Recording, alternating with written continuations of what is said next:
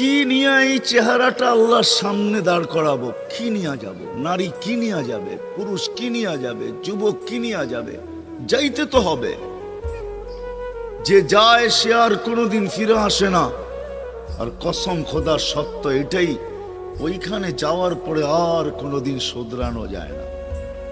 শোধরানো বোঝেন? ওইখানে যাওয়ার পরে আর পরিবর্তন হওয়া যায় না।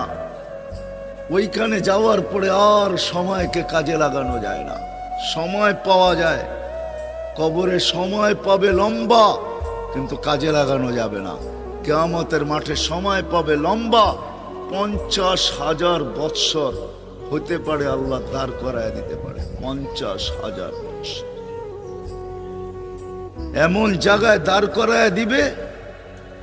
আজকে তো আমি বলি ডেলি 550 লিটার অক্সিজেন